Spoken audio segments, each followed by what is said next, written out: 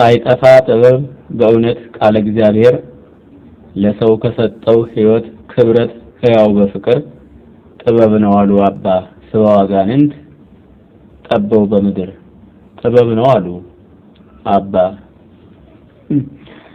ጥበብ ነው አሉ አባ ስብሐ አጋንንት ጠበው በምድር አይን ተብለው ሕይወት ተመልካች ፈዋሽ መድኃኒት ዛር ሰይጣን ስበው በሐሰት ዓለሙን በሉት ዛር ሰይጣን ስበው በሐሰት ዓለሙን በክህደት በሉት ከዚህ ወዲያ ምን አይነት መብል አለ ራሱ ሰይጣን እየተናገረ ራሱ ወሸታም ሆኖ እርሱ ለማስዋሸት አይደለም ኧረ አባታችን ሰርክም እንደዚህ ተዋሹ ክህደታቸው በስቷል ሰይጣን ራሱን ሲያጋልጥ እንኳን አይደለም የሚሉ አባቶች በማግኘታችን ምን ያህል የኛን መውደቅና ወደ እርግማን መንቆልቆል ነው የምናገኘው ራሱ እየመሰከረ ስራውን እየተናገረ ሰው ለማጣላት ምን ማለት ነው ማጣላት ራሱን ሰይጣንን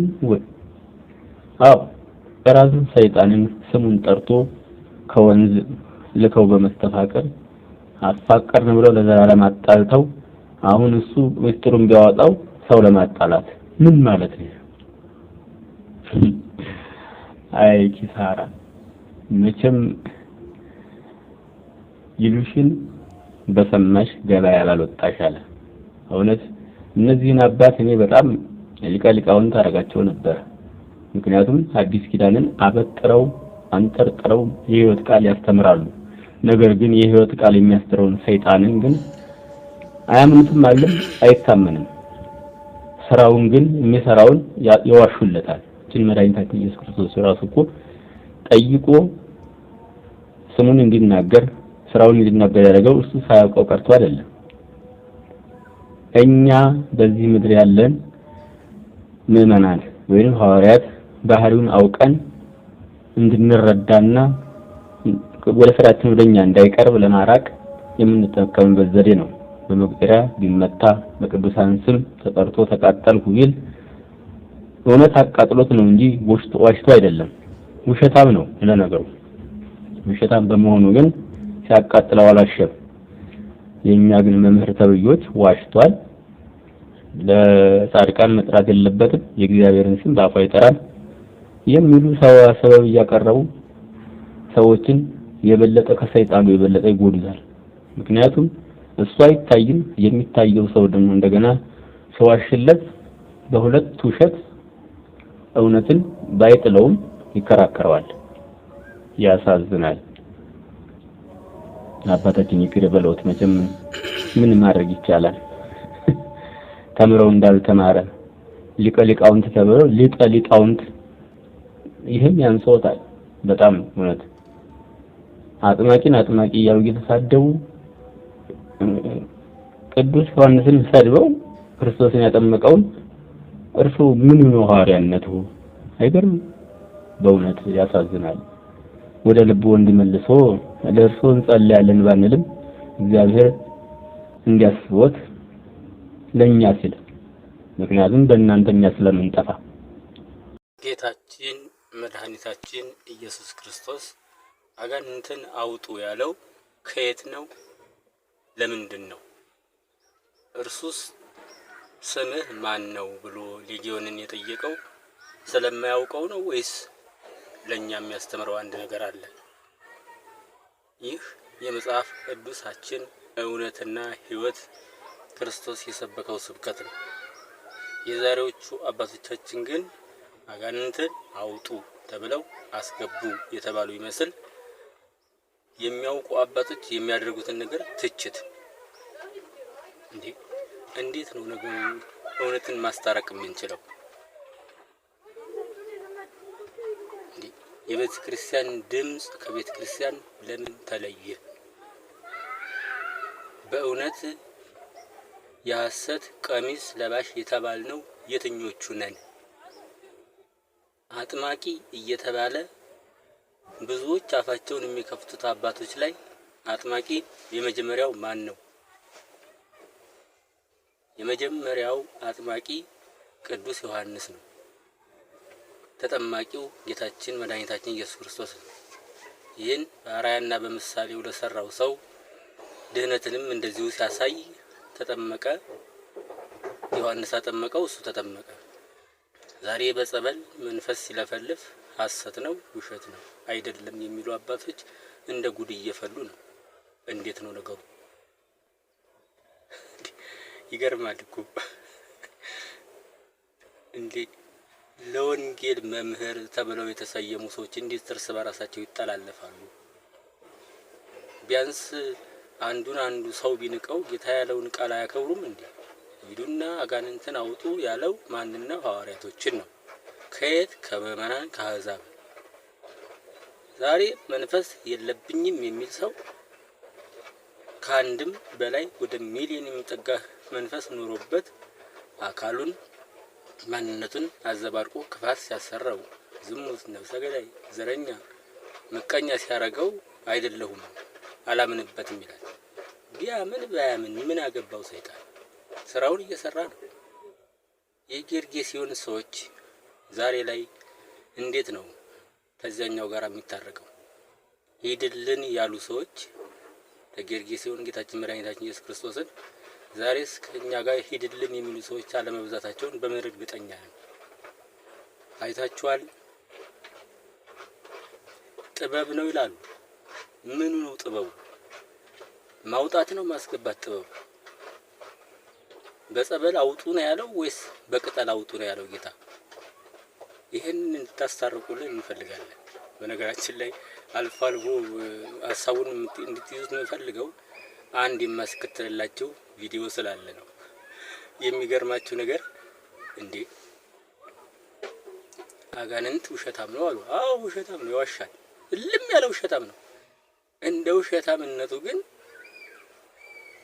እውነት የሆኑ ሰዎች አውጡ የተባሉትን ያህል እንዲያወጡት ይገባል።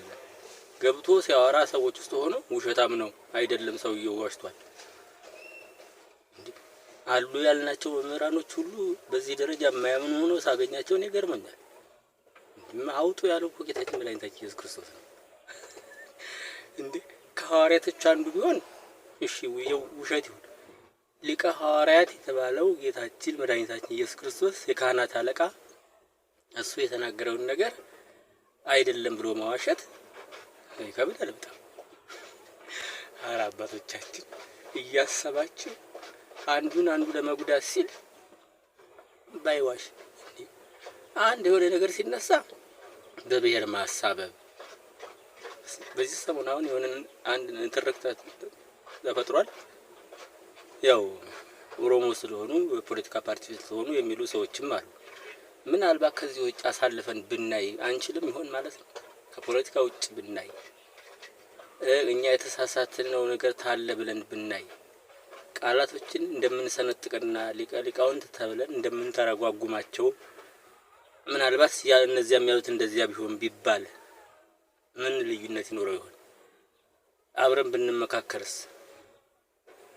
የአባቶቻችሁ ልጆች እንድትሆኑ ብርሃናቸው በሰው ፊት ይብራ የተባሉት እነማን ናቸው? ቅድሚያ የሚሰጣቸው ሐዋርያቶች ናቸው። የነሱ ብርሃን አልታየ ምዕመኖች አይመጡም፣ አሕዛብም ወደ ጥምቀት አይመጡም። እናስ የሚከተለውን ቪዲዮ እናየዋለን። ወደ ቪዲዮው እንቀጥል። እነዚህ ሰዎች አጋንንት ማን ያዘ? ማን ትባላለህ? ገሌ። በምንድን ነው ያመንካት? ጓደኛዋ ደግማባት ማን ትባላለች? ገሌ። እነዚህ ሰዎች እንዲጣሉ አደረጉ ማለት ነው። የወንጌል ፍጻሜ ደግሞ ፍቅር ነው። እነዚህ ሰዎች ግን ገሌ ቡዳ ነው፣ ገሌ እንዲህ ነው እያሉ እያተለፈለፉ በወንድማማች መካከል ጠብ ዘርተው ነው እንኳን ሌላ ቄሱን ሁሉ ቡዳ ነው እያስባሉ ንስሐ ልጆቻቸው እንዲያሰናብቷቸው። ይሄ ነው እኮ ቤተሰብ መድፈር ማለት እንዲያሰናብቷቸው ማድረግ።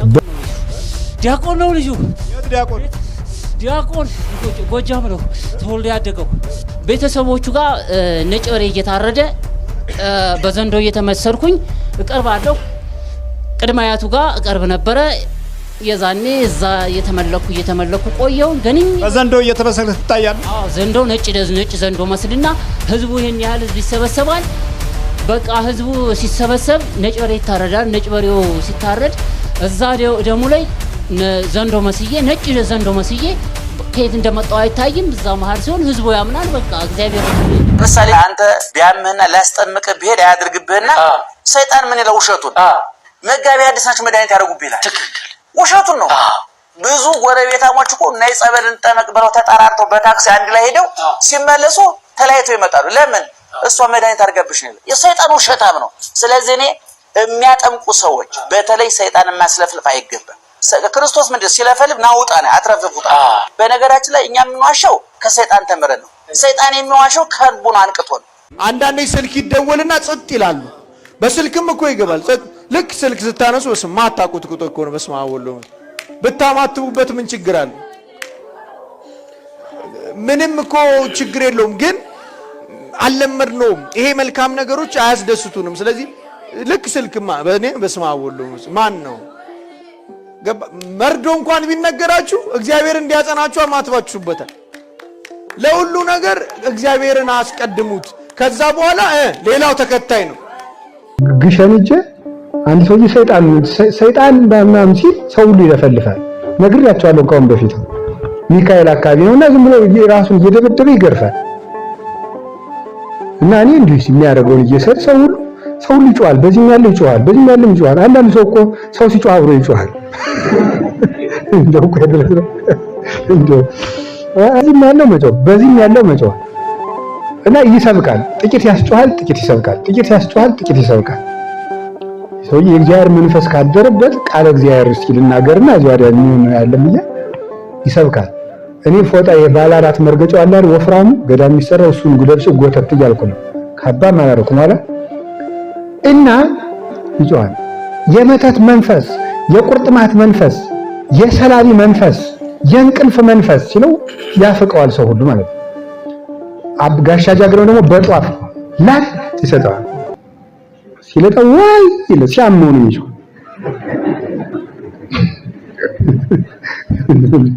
ሲያመው ወይ ይላል ማለት ያው ምንድነው ተናግ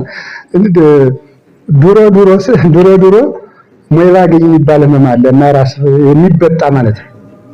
እና የሚበጣውን እንዳይመጡ ታውቃላችሁ እጅ ይበጣል፣ ይሄ ይበጣል። ይሄን በዋገምት መከራችን ነው ያሉ እና እንዳይበጣ አንዳንዱ ልጅ ጎረቤት ማለት ሰይጣን ጎኛ ማለት ጀመረ ማለት ማን ያዘ እንትና የት ነው ያገኘች በቀደም ከብት ጠብቅ አክስቱን ማለት ነው። ከዛ ይለቀቃል በበርበሬ እንዳያጥሩን እንዳያደሙን ማለት አሁን ሰው ሁሉ ሲያመው ለቅቄያለሁ ምናምን አንደኛ ቤተሰብ ሁሉ እንዳይፈርድበት ማለት ነው። አሁን እዚህ የዩኒቨርሲቲ ተማሪ ራሱ ውሸቱ ማለት ነው። ወይ ሴት ይወዳል ወይ እሷም ወንድ ወዳለች። ከዚያ ማጥናት አልቻለችም። ልቧን አውዟል ወይም ልቡን አውዟል። ኋላ ቤተሰብ እያስተማረን ውጤት ሊበላሽ ነው። እንዳይመቷት እንዳይገርፋም ትላለች። ትግምት ነኝ የት ነው ያሻት እንትን እዚህ ነው ሌሊት ነው ልጸልይ ከርተም እያለች ስትደመቅ አብሬ ያስኳት። እንዴት ነው የምታረጋት? ልትጽፍ ስትል እጇን ላብላብ አስብላታለሁ። መጽሐፍ ስትገልጥ እንቅልፍ አመጣባታለሁ። አዚያ በኋላ ምንድነው ሰይጣን ነው እንጂ ትጉ ነበረች ይባላል። ትጉ ነው ልጅ ታው የነቀልዳ አዋጣ እውነቴን ነው የምነግራችሁ ማለት ነው። ሰው እንደው ምን አለ እንደው ራሳችን ባናታለን ማለት ነው። ራሳችን ባናታለን እኔ ተጠያቂ አይደለሁም ማለት ነው። አሁን ሰው እዚያም ወንድ ስትል ትኖርና እድሜዋን ገፍታ ባል ያጣችው ገርግር ነው። እዚያችም ሴት እና እድሜውን አርጅቶ ሚስት ሲያጣ ገርግር ነው። ምንም እንደዚህ አይደለም። ራስህ ይበሉ ሁላችሁ በሉ ድገሙ። እናስ ይሄን ሁሉ የማንም መነገጃ ይፈል ይሄ 10 ብር ነው የተባረከ ነው 50 ነው ስጣቸው ይላል ይሸጣል። መቁጠሪያ የሚያዞር አለ፣ በጧፍ የሚገርፍ አለ፣ የሚሸጥ አለ። ማታ ምን እንደሚለብሱ አናውቅ። የክርስቶስን ግርፋት አስቦ ያልተመለሰ ሰው አቶ ገሌ ትከሻቸውን ደብድበው ንስሐ ሊገባ ቀልድ አይደለም፣ ቀልድ ነው። ይችን ካሰርክ ሰይጣን ይርቅልሃል። በፍጹም አይርቅም አላችሁ ወገኖች። ስለዚህ መንግስተ እግዚአብሔር በሉ እሺ በመካከላችሁ ነው ማለት መጽደቅም መኮነንም በማን እጅ ነው? በራስህ እጅ ነው ማለት ነው። በራስህ እጅ ነው። ሰይጣን ያወጣም አዎ ምክንያት ሆኖ ያወጣል። ምክንያት ከሆነማ እንጀራ ምክንያት ይሆናል አይሆንም ነው ጤፍም ይሆናል። ሌላው ቀርቶ ልኮነን ካሉበት ካሉማ በክርስቶስ መኮነን ይቻላል ማለት ምንድነው ያለ? በእኔ ያልተሰናከለ ብፁዕ ነው አለ። እንኳን በፍጡር እኮ የክርስቶስን መከራውን አይቶ የሚሰናከልም አለ። ልሰናከል ካልክ በክርስቶስም ትሰናከላለህ። የትምህርት መተት አትማሩም፣ ብትማሩም ትምህርት አይገባችሁም። እንደው ጥርሳችሁን ነክሳችሁ ብትማሩ ትምህርት ተራራና ዳገት ነው የሚሆንባችሁ። እየተገፋችሁ ነው የምትማሩት። ለቁም ነገር አትበቁም። ተምራችሁ ትልቅ ደረጃ ላይ አትደርሱም። እናንተ ግን ትምህርት አይገባኝም፣ ትምህርት አይሆንልኝም ትላላችሁ። የትምህርት እድላችሁ ወይም ደግሞ አእምሯችሁ በመተት ከተወሰደ ሁሉ ነገራችሁ ዜሮ ነው የሚሆነው። እና ዳዊት የሚደግም ሰው ከትልቅ ደረጃ የሚደርስ የዕለቱን ዳዊት ከመዘመር በላይ በልተንም ቢሆን ዝም ብለን ባገኘነው አጋጣሚ 3 መዝሙርም 4 መዝሙርም መድገም እንችላለን። ሳይበላ የሚጸልየው የዕለቱ ዳዊት ነው። ከዚህ የተረፈውን ግን ዝም ብለን ባገኘነው አጋጣሚ ዝም ብለን ዳዊት ማንበብ ነው እና አጋንንትን ሁሉ ብትንትን ነው የሚያደርጋቸው በእውነቱ። አሁን ዲያብሎስ አውቆ እኮ ነው ዳዊት ማስደገሙን አስተቶ ጸሎት እንዳይጸልይ ሰው ምንድነው ማዘጋት። በጣም እኮ አጋንንት እኮ ነው የሚጫወተው በእውነቱ። ዝጋና ዝም ብለን ስገድ ይላል። ዳዊቷን መጀመሪያ ዳዊት እንድገም ዝም ብላችሁ በትኑ። አሁን ቅዱስ እንጦንስ በበረሃው መካከል ሲሄድ አጋንንት